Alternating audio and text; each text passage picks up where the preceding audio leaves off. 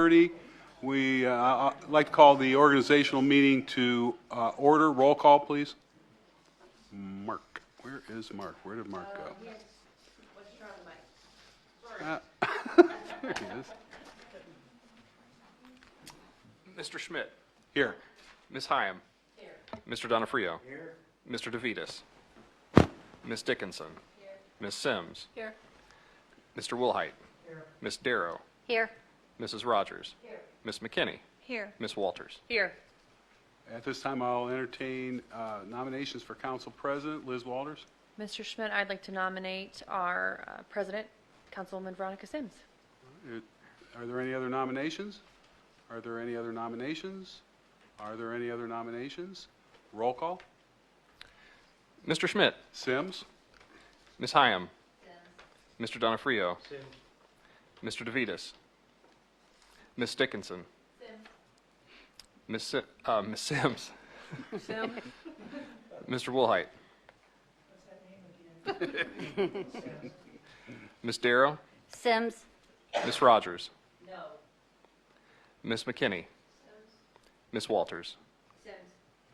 All right, at this time, I'll entertain nominations for Council Vice President. Mr. Donofrio. I would nominate Rita Darrow for Vice President. Are there any other nominations? Are there any other nominations? Are there any other nominations? Roll call. Mr. Schmidt. Darrow. Ms. Hyam. Mr. Donofrio. Darrow. Mr. DeVitas. Ms. Dickinson. Ms. Sims. Darrow. Mr. Woolhite. Ms. Darrow. Darrow. Ms. Rogers. No. Ms. McKinney. Yes, Darrow. Ms. Walters. Darrow. All right, that completes the organizational meeting. Congratulations, Veronica Sims and Ms. Darrow. Yeah.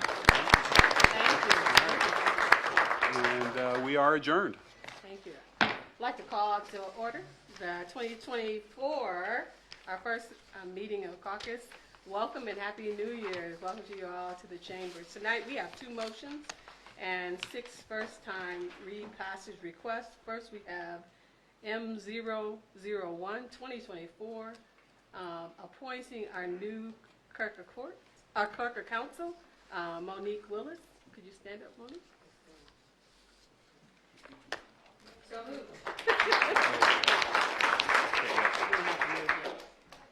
And 002-2024, appointing 2 members of our Criminal Justice Advisory Board. We have here today Chief Brian Hart. If you want to come up and say a few words, you're welcome to do so. We are expecting our new mayor, Shamus Malik, is also. Hello, thank you for having me. Brian Harding, I'm the interim chief of police with the city of Akron. I've been with Akron for a little over 28 years, kind of various different roles within the department, and I'm eager for the opportunity to continue to serve not only our community, but in a larger breadth as well. So I'll be happy to answer the questions you may have for me, but I'll keep it short and sweet.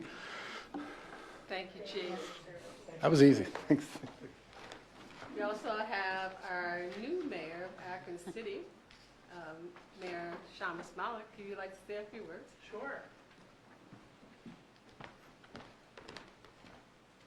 Good evening, Council.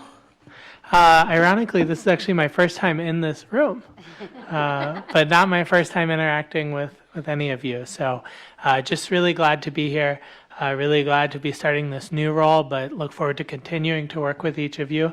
As I have seen just today in some of the work we've been doing, obviously the city and the county have a very shared and interwoven relationship, especially when it comes to our criminal justice system, and whether it's our use of the jail or the courts or any of it, there's a lot to disentangle, and especially with our administration, public safety is going to be our top priority.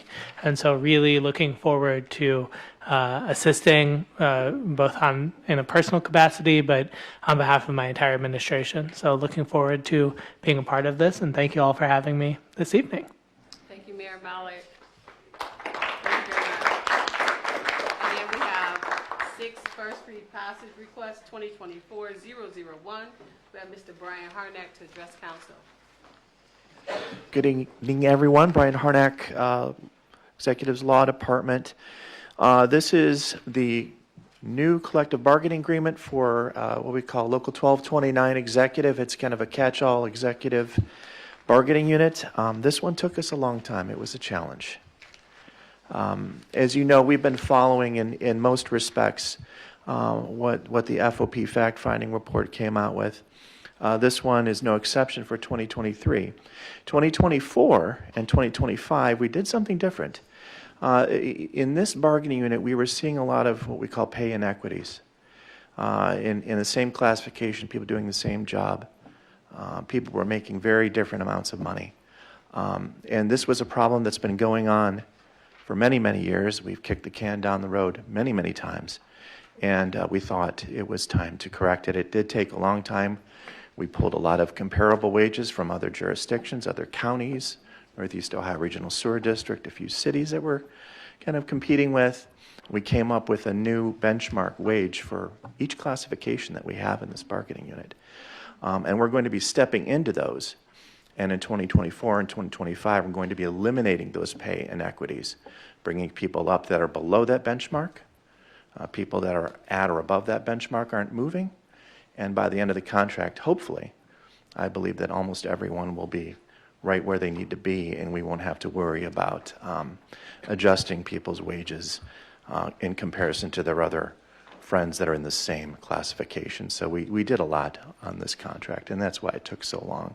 In addition to the fact that we had 9 other bargaining units that we had to do around this time, that was an occupation. So that's it. I'll take any questions. Thank you, Mr. Harnack. Just briefly, just explaining why the contract starts retro to April. Yeah, so this contract technically expired on April 1st, 2023, and it took us this long to really work through it, and we did work through it. It was a collaborative effort with the union committee and the management committee, and I'm excited that we got to this point and we're able to get this deal done. Thank you. Any questions from members of council? Hearing none, you give it that, Ms. Honey? Thank you, Mr. Harnack. You must stay. 2024-002. Mr. Harnack to address council. All right, this one is regarding our Job and Family Services bargaining unit, and actually, we got this one done in record time, unlike the one that we just talked about. I'm here in January. This one actually expires on December 31st, so we're not that far behind at all for record time for us. And we're basically following, again, with this bargaining unit, pretty close to the formula with the FOP. So you've actually already had 2023 at 4%. This one starts 1/1/24, so we're at 3.5%, and then 3% in 25, 2.5 in 2026. This is the first contract that we've seen extend into 2026. So that's where we're fixing that for now. We'll see how things go in the next couple of years. But that's about it. 3-year contract. Any questions I'll take? Thank you, Mr. Harnack. Any questions from members of council? Hearing none, are you good with that, Ms. Honey? And finally, again, Mr. Harnack, address council, 2024-003. All right, I'm pinch hitting on this one. This is our yearly health care contract. We have 6 vendors up that are going to be combined into this contract. Actually, 5 technically, medical mutuals in 2 different respects. We do have medical mutual on for the administrative and prescription services contract with the yearly total amount of $1,450,000. We're in the first of 2 annual renewals on that one. The second one with medical mutual is the stop loss contract. And we've done those 1 year at a time. A medical mutual doesn't want to engage in multi-year contracts with us just because of the volatility of the market. And unfortunately, medical mutual is the only one that responded to this one again this year, just because of the requirements we put on it. I don't think it's attractive to other vendors. That's at $1,060,000. Guardian Life Insurance Company, we've had them before, but this is a year 1 contract with 2 renewals, and that'll run for $600,000 for the basic and supplemental life insurance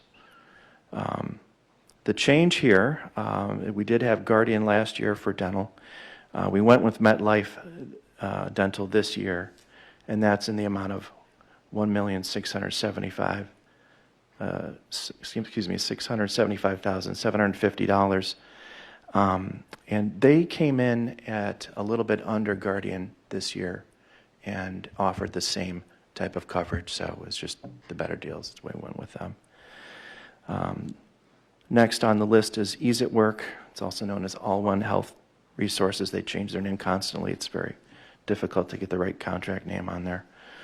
And that's $155,000. And we're in the second of 2 renewals on that one, so we did that one last year. And lastly is Virgin Pulse, which is our wellness services. We're counting all our steps and getting credit for that. That's what Virgin Pulse does. And that's also for $155,000.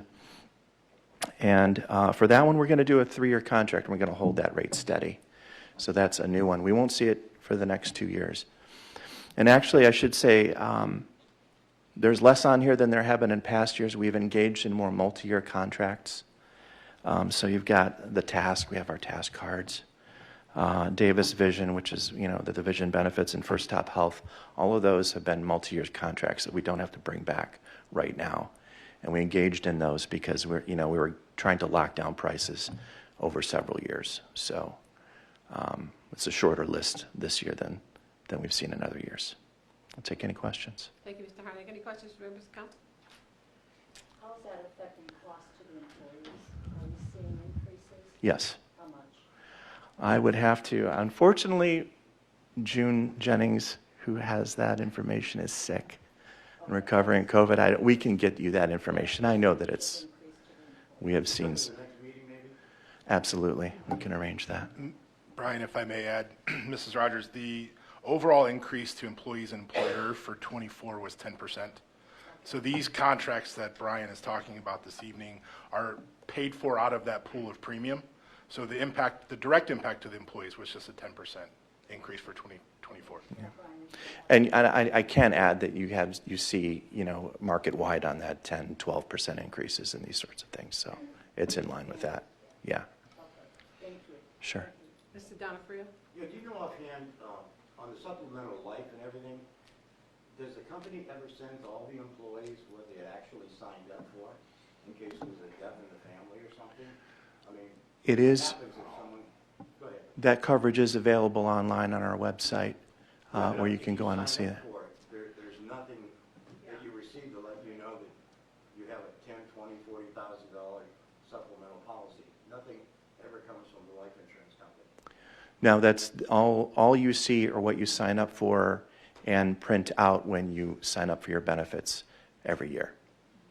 So when I went on last fall and I selected whatever it was, $150,000 for supplemental life, it is on there and I print it out. But it is available if you contact the benefits department. But no, the insurance company does not send that out separately. So, wait, Ms. McKinney, let me go, Ms. Walters, then Ms. McKinney. So a follow-up question on Councilman Donofrio's question is then if someone passes away, one of us passes away, is the spouse then notified, or do they have to then, Well, we are. have to actually pursue it? We would have to, yes, file a claim under that insurance policy as an employee. So the surviving spouse would have to contact? Yes. And that would be their first step, to contact June or, one of her, Lisa Yeager, one of her members of the benefits Mr. department. Donofrio, let me go with Ms. Walters, then Mr. Donofrio.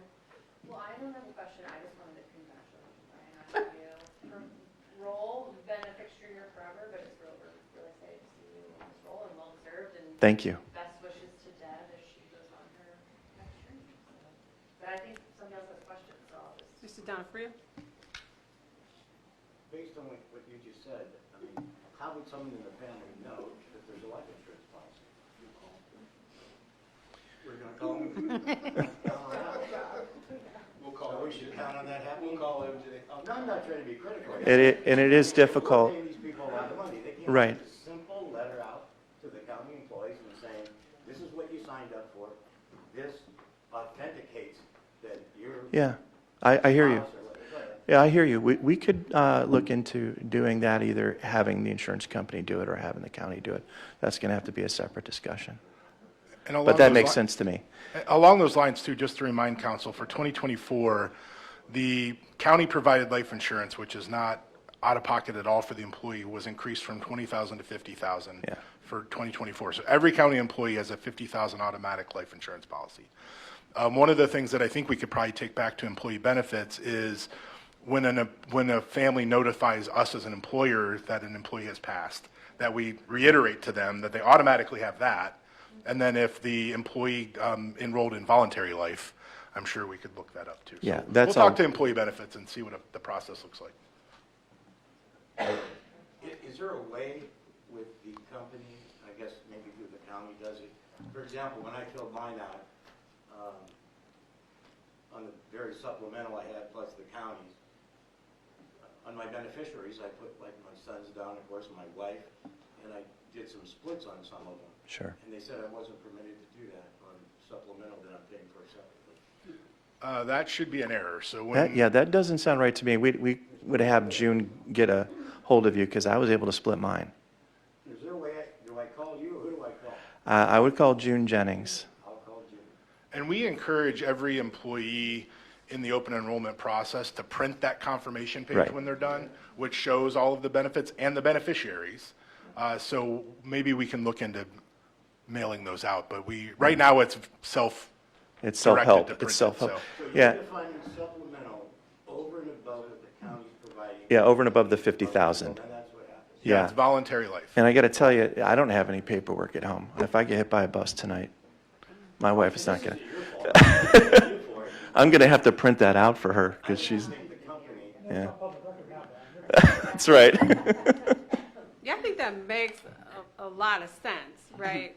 I mean, to print it off of our paperwork is just our paperwork, but to have something that seems a little more certified would make a lot of sense. At least would give a little more peace, so I certainly No, I appreciate that. end with, I mean, you've done a good job, and I know they do a good job in the department, you know, with June and everything. It's just, I'm talking about the company, Right. okay? I mean, They and, have a responsibility. yeah, and there's other areas too where the communication with the benefits department is very important. In addition to when you get a death in the family, when there's a divorce, when there's a birth, making sure that eligible people are on the plan. That's another thing that we run into once in a while. Thank you. So, Just, Mr. Montgomery, I just out of curiosity, what are the major risks that brought us to a 10% increase? It's more, so last year was 12.5, so it went down this year. We're expecting next year to level back. We normally budget a 5% increase out of course. We did have 4 or 5 years in a row where we had no increase. No, yeah, But our employee benefits fund, because we are a self-insured county, through COVID and the merger of Cleveland Clinic and Akron General and some billing practices, our financing on the employee benefit side was a little bleeding the last 2 years. And through our consultants, NFP, they've done the analysis of where we need to be from a premium to be. So we're right set on our benefits that we offer. We needed this last piece to get reset on the financial stability of it. So we think we're hoping this is the last year for a double-digit premium increase. So it was to right set the funding in the self-insurance fund. I will also just remark, like, I shop for insurance every year for my other organization, and like 7 to 13% is average now on annual increase for employers, self-provided employers. That's the market. Thank you. Yeah, just building on what everyone else said, it seems to me it would make sense that if, as the employer, we know there's a death, we have some sort of standard procedure to notify the family of whatever life insurance there is. I mean, it's already purchased at that point. There's no additional cost to make sure that the family gets the payout. It seems like the right thing to do. So when you're looking into what the process is, I think that's something to consider. I Yeah, appreciate we'll it. take that feedback back to employee benefits. Thank you. And congratulations. And Thank thank you. you for serving the county in this role. thank you. It's been a pleasure. Thank you, Mr. Harnack. Any Thank you. other questions from members of council?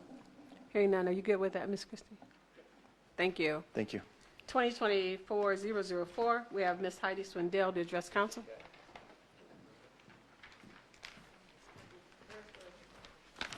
Hello.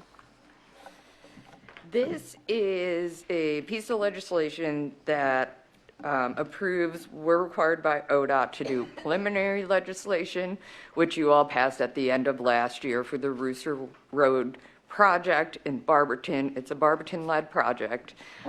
They applied for all the funding. It is such a massive project, though, they are letting ODOT run the project. And we have 2 bridges within that project limit, and it has become a nightmare of paperwork. But, so ODOT's running it. Barberton is kind of the lead when it comes to getting all the funding together. And we are just going to join the contract we have $250,000 of rehab work on those 2 bridges. And they're going to reconfigure the lanes, so we're going to do the same to make our bridges match the city roads. We got an invoice from ODOT in mid-December saying they wanted this final legislation and a check, like a deposit for our money. They put it in the bank before they start any work, and they say it is due like January 25th. So we haven't passed a capital budget yet, so we had to pull this out of our capital budget. So we're asking to appropriate it tonight, as well as put the final legislation language that we can send this piece of legislation to ODOT. And I'm happy to answer any questions. Madam President, so where are these 2 bridges located? So they're in between. They're the smaller bridges on Wooster Road. I just pulled that out so I could see where the project limits are. They are between, I want to say, 2nd Avenue Northwest and Hudson Road? Hudson Run, there it is. Yep, so they're the 2 smaller bridges in between that section of roadway. Any other questions from members of council? Hearing none, are you good with Mr. Smith? Thank you, Ms. Smith. Thank you. 2024-005, Mr. Bill Holland to address council.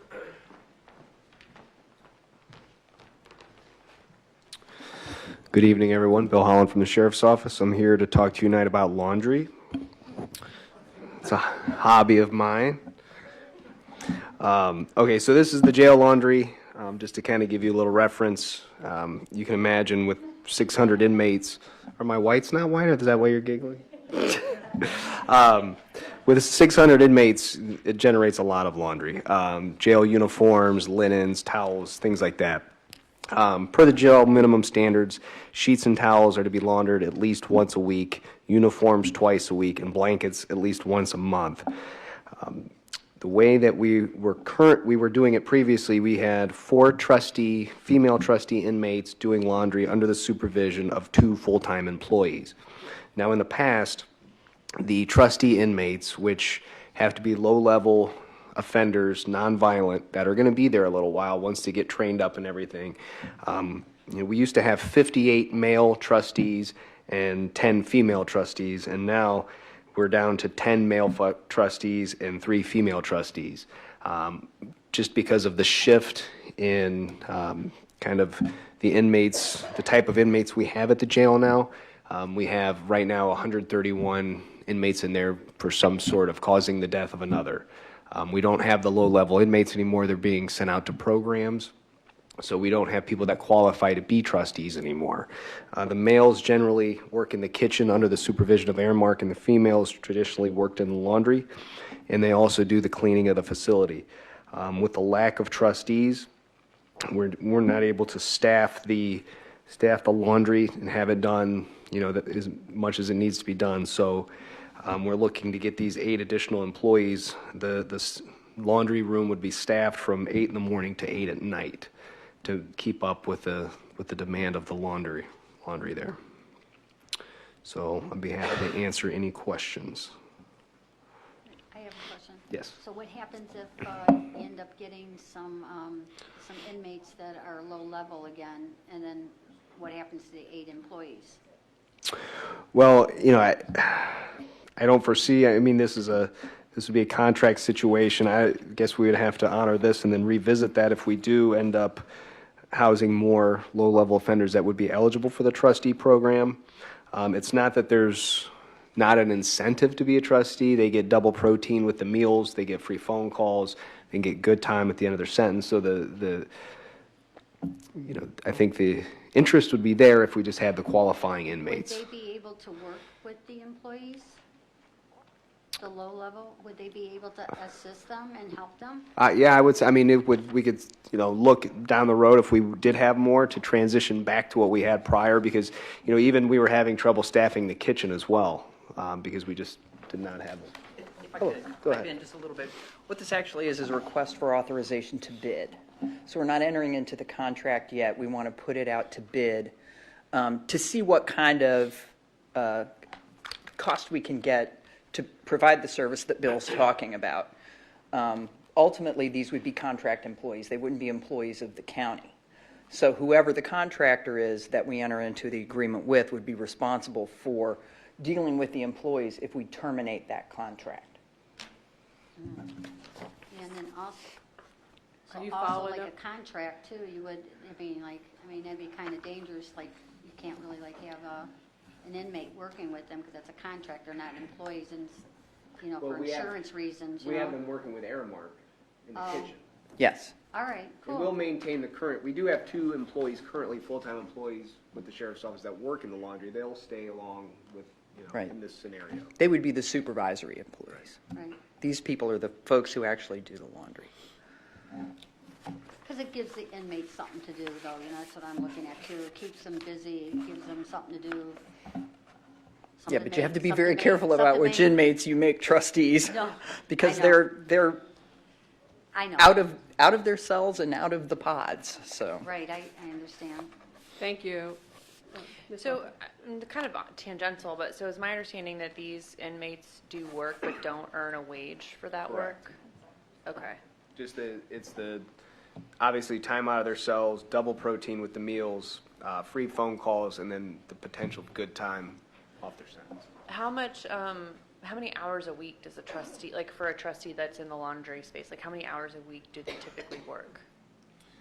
It just depends on how many trustees we have. It's kind of a, in order for us to staff the laundry the way that it needs to operate with the hours, and it, again, it fluctuates with how many trustees we have and how long we can have them out of lockup and how much cleaning there is to do. Because, in the past, they would go out and clean off-site as well and deliver furniture and things like that. So the less trustees we have, the more the ones we have are working, and we have to kind of prioritize what work they're doing.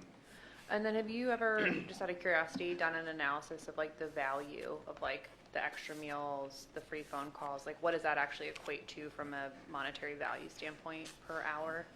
No, I have not. Yes, I'm glad to learn, first of all, this is just a bid. I thought we were asking for a passage for this, because I too have shared with you some of the concerns that Councilwoman Darrow raises. I mean, when I do the math, we're talking about $4,600 a week to wash clothes. So what is that compared to having the trustees and working, you know what I'm saying? Do we have that kind of breakdown? I think Well, that would I help. mean- I guess my biggest concern is too, this is, it is a skill for someone. I don't know why all the women are doing laundry. That's a whole other conversation. But it is a skill. Well, the men are in the kitchen, so. I can't wash their clothes, but I just thought I'd put that up. But I think there's still, to the point, having something to do that is useful. I just hope we examine this before, and have some real analysis, benefit analysis about why this makes sense. Well, So- we are all in favor of using and utilizing trustees. We just frankly don't have them.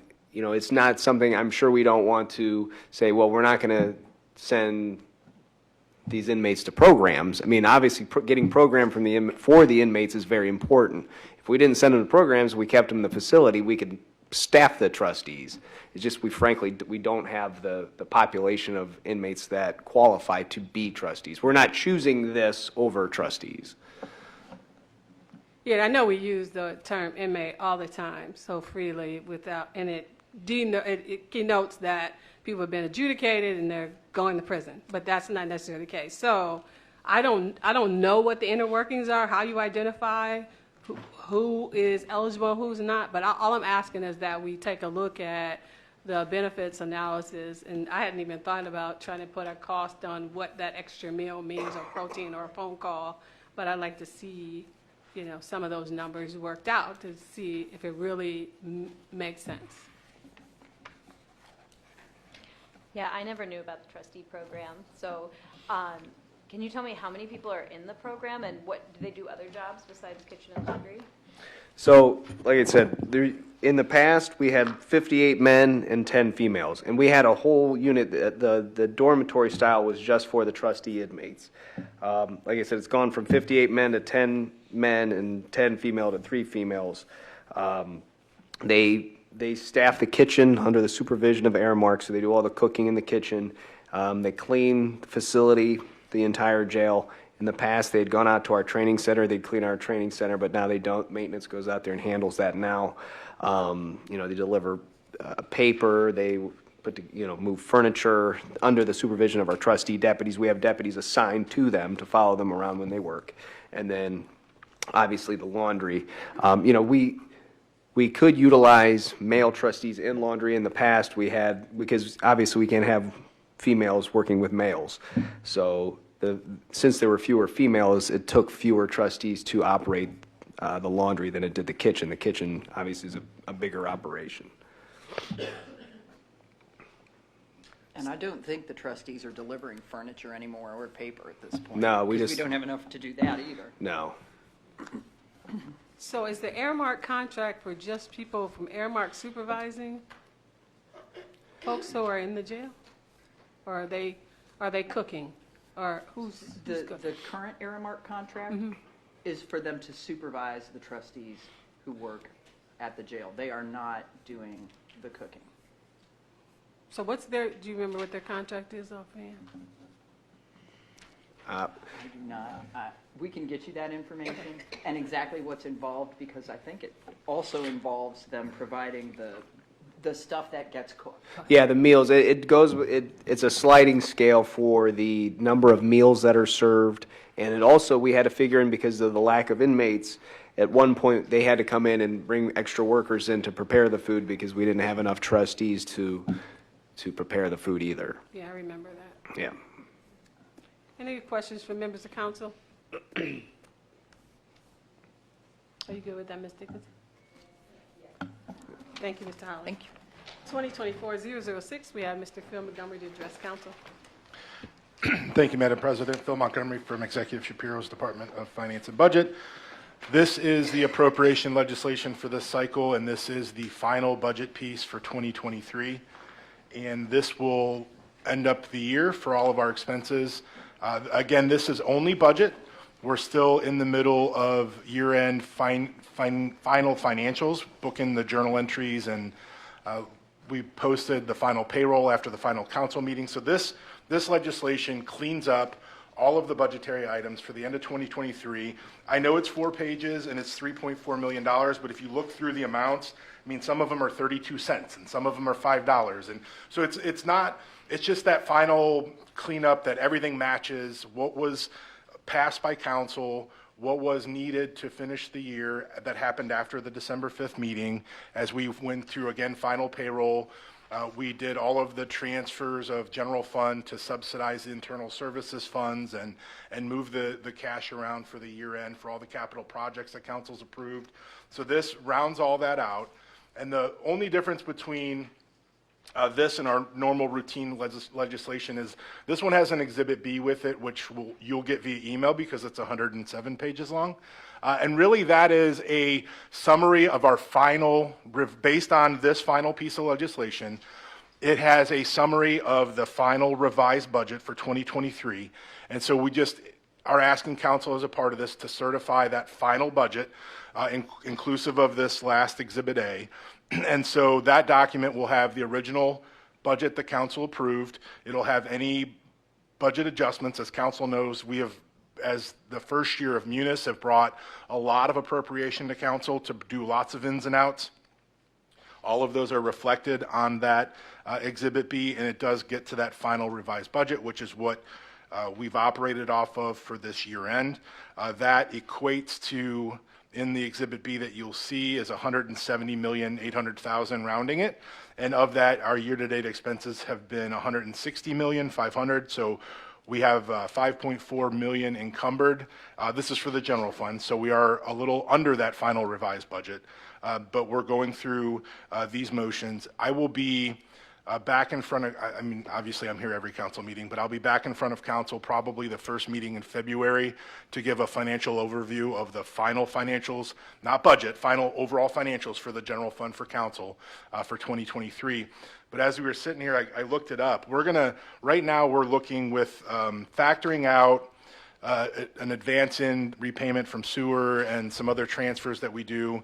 We're looking to end with the general fund for 2023, general fund revenue of $146 million. To put that into perspective, in year-end 2019, right before COVID, our ending general fund revenue was $116 million. So we're $30 million more in general fund revenue collections for 2023 than we were in 2019. So we're in good financial stability situation. We're going to continue to move. We know that there are some factors that we're going to kind of keep an eye on in terms of property transfer tax and refinances and things like that. But we're in pretty good shape. This budget, again, is the final for 2023. We'll start working on 2024 at the next meeting. But with that, I'd be happy to answer any questions. Thank you, Mr. Montgomery. Any questions from members of the council?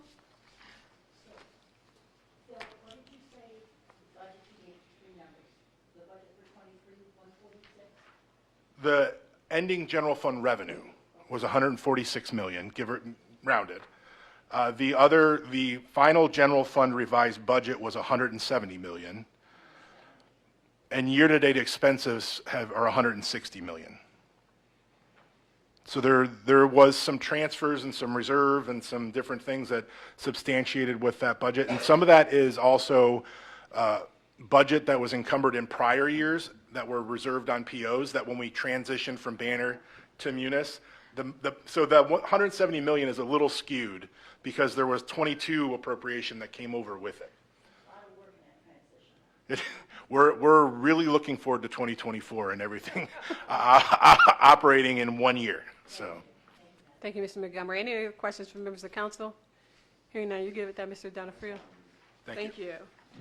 Again, tonight we have two. If I could just comment. If you all ever get a chance to see even the financial team, our HR team, whoever put this together, Munis has been a huge lift, just a huge lift in a really condensed time frame. The fiscal office has done an amazing job. It's been all hands on deck, and it will continue, but especially getting the finances in order from a system that was, 20-some years old, 25 years old? And getting people on board to use it was just a huge lift, and these folks, the whole teams did a great job. So if you get a chance to pass that along, thanks. By the way, Happy New Year, everybody. Thank you, County Executive. Again, tonight we have two motions. We have 15 first readings. We have 6 first-time read requests. We have 1 late filing. We have no second or third reading. We will now rise to the Pledge of Allegiance led by Councilwoman Liz Walters, followed by a moment of silence.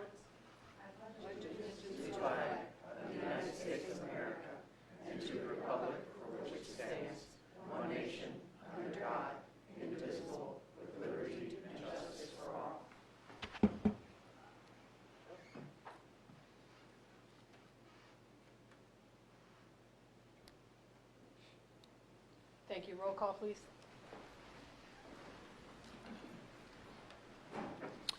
Mr. Schmidt. Here. Ms. Hyam. Here. Mr. Donofrio. Here. Mr. DeVitas. Ms. Dickinson. Here. Ms. Sims. Here. Mr. Woolhite. Here. Ms. Darrow. Here? Ms. Rogers. Here. Ms. McKinney. Here. Ms. Walters. Here. Have approval for the December 4th, 2023 minutes. So moved. Have a motion by Ms. Walters on the meeting minutes of December 4th, 2023. All in favor, please signify by saying aye. Aye. Any opposed? The ayes have it.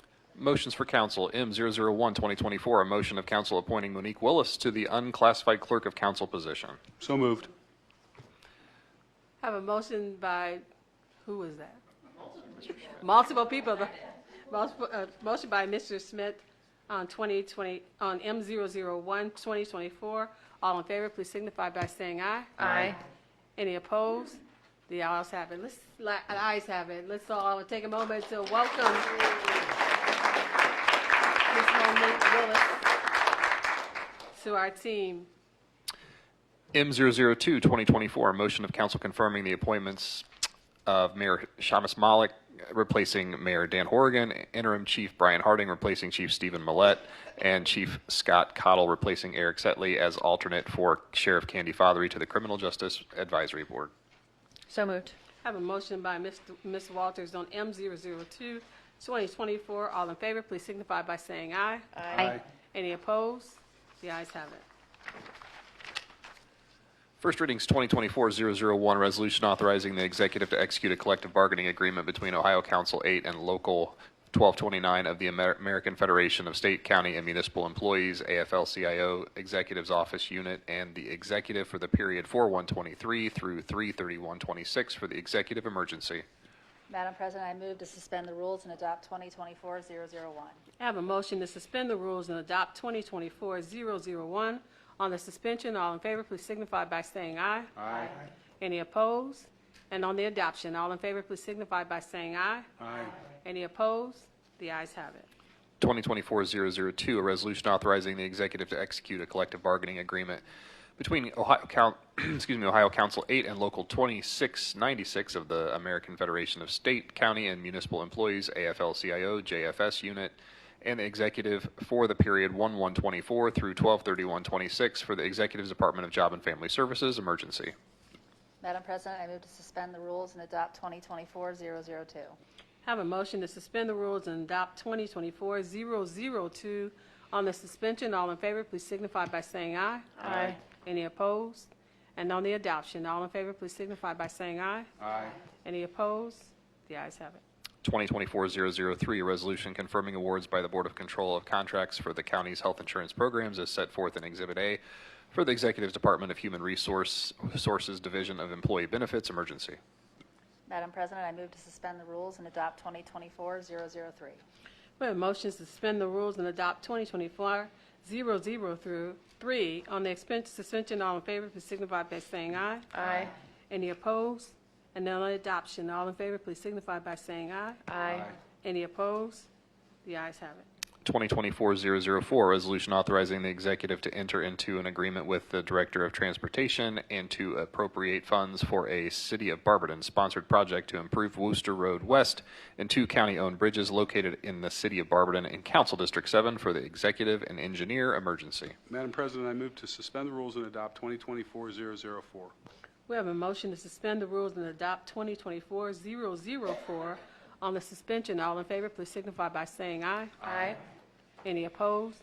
And on the adoption, all in favor, please signify by saying aye. Aye. Any opposed? The ayes have it. 2024-005, a resolution authorizing the executive to advertise for bids for a laundry service management agreement for laundry services at the jail located in the City of Akron and Council District 5 for a 1-year term for an estimated total cost not to exceed $240,000 for the sheriff emergency. Madam President, I suspend the rules and adopt 2024-005. Have a motion to suspend the rules and adopt 2024-005. On the suspension, all in favor, please signify by saying aye. Aye. Any opposed? And on the adoption, all in favor, please signify by saying aye. Aye. Any opposed? The ayes have it. 2024-006, a resolution appropriating funds in order to meet projected expenditures for the balance of 2023 as set forth in Exhibit A for the Executive's Department of Finance and Budget emergency. Madam President, I move to suspend the rules and adopt 2024-006. Have a motion to suspend the rules and adopt 2024-006. On the suspension, all in favor, please signify by saying aye. Aye. Any opposed? And on the adoption, all in favor, please signify by saying aye. Aye. Any opposed? The ayes have it. 2024-007, a resolution authorizing the executive to accept the Village of Peninsula located in Council District 1 into and under the Sanitary Sewer Authority of the Summit County Metropolitan Sewer District and amending Board of Commissioners Resolution number 743-70 for the executive emergency. 2024-008, a resolution authorizing the executive to advertise for bids as needed for subdivision stormwater facilities repair projects for the Summit County Assessed Subdivision Program, Drainage Districts 1 and 2 at an estimated cost not to exceed $1 million for the engineer emergency. 2024-009, a resolution authorizing the executive to advertise for bids as needed for bridge engineering and construction projects, pavement maintenance projects for the engineer's 2024 capital improvement program at an estimated cost not to exceed $10,720,000 for the engineer emergency. 2024-010, a resolution authorizing the executive to advertise for bids as needed for stormwater improvement projects for the Summit County Surface Water Management District's 2024 capital improvements program at an estimated cost not to exceed $55,800 for the engineer emergency. 2024-011, a resolution authorizing the executive to submit construction permit applications to the Ohio Turnpike and Infrastructure Commission to assume responsibility for the cost and any liabilities arising from such construction on Turnpike property located in the city of Hudson, Village of Boston Heights, Boston Township, and Richfield Township, and Council Districts 1 and 3 for the executive emergency. 2024-012, a resolution confirming the award by the Board of Control of a purchase contract with Communications Venture, Inc., DBA, in Digital, subject to the approval of the Information Technology Board for the installation, integration, and 1 year of service for Texty software to allow the public to text 911 for emergency services in an amount not to exceed $96,264.36 for the Executive Department of Public Safety emergency. 2024-013, a resolution confirming the award by the Board of Control of a renewal, first of 4, of a professional service contract with Oriana House, Inc. for community correction services for a 1-year term from 1/1/24 through 12/31/24 in an amount not to exceed $9,250,340.35 for the Executive's Department of Public Safety emergency. 2024-014, a resolution confirming the award by the Board of Control of a professional service contract with Clarity Solutions Group, LLC, subject to the approval of the Information Technology Board for automated mail processing services for a 1-year term for the period 1/1/24 through 12/31/24 at cooperative purchase pricing in an amount not to exceed $140,000 for the Executive's Department of Job and Family Services emergency. 2024-015, a resolution confirming the award by the Board of Control of change order number 1 to a professional service contract with United Labor Agency to add Benefit Bridge Employer Pilot Program services in an amount not to exceed $617,000 for a cumulative increase of 101.82% for a total amount not to exceed $1,223,000 for the Executive's Department of Job and Family Services emergency. Ms. Dickinson. Oh, sorry. Madam President, I would add late files down the I have a motion to add as a late filing 2024-016. All in favor, please signify by saying aye. Aye. Any opposed? The ayes have it. 2024-016, a resolution authorizing the executive, subject to the approval of the Board of Control, to execute a professional services agreement with the Greater Akron Chamber to provide economic development services, including but not limited to business attraction and retention, workforce growth, economic inclusion, and facilitation of economic development ecosystem initiatives for a 1-year term from 1/1/24 through 12/31/24 in an amount not to exceed $80,000 for the executive emergency. Thank you. If there's nothing else to come before this body, we are adjourned.